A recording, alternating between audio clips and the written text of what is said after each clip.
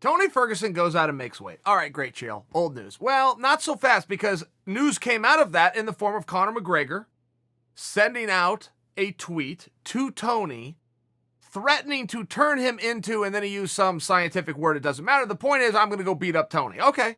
But that stems another question. I don't mind that Conor did that. Conor has been a master troll of taking anybody that has any level of attention and attaching his name to it. He's been doing it for a meaningful period of time, and it works every single time. Every single time he can make a headline. I'm over here right now talking about it as proof that it works. But here's what would have really strengthened Conor. What really would, I mean, if you want Conor to just knock it out of the park, Conor matches Tony. The day that Tony gets on the scale and it says 155, Conor gets on a scale and it says 155. And the difference here is Tony Ferguson put a giant exclamation point on the kind of guy he is. Okay? The worst part about fighting is making weight. Tony went and did the worst part about fighting for absolutely no reward.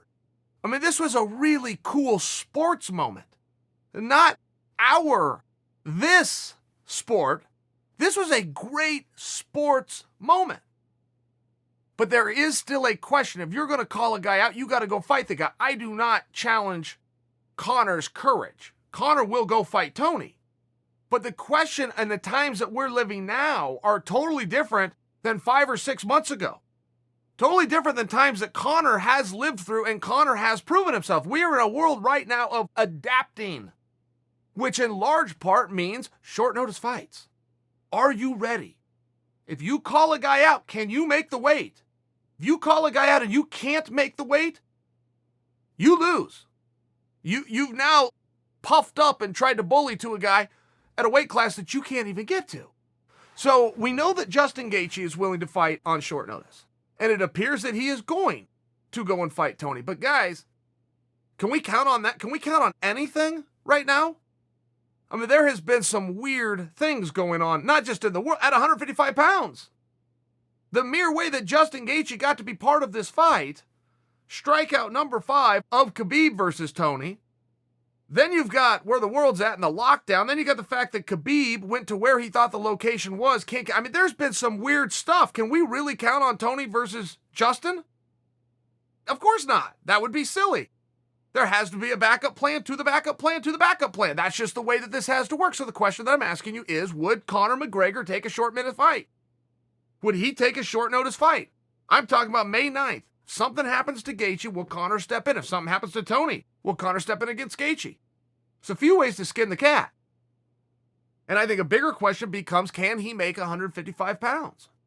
I think Conor walks around at no more than 168. I offer that to you because he had all the way up to 171 pounds that he could have weighed in at when he fought Justin. He got up to 168. He said that he had breakfast and then showed up to the weigh-in.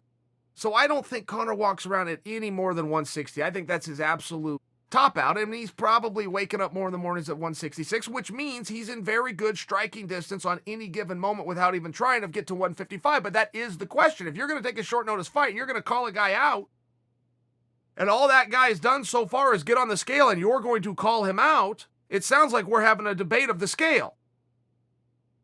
Can you make the weight? Would he take the fight?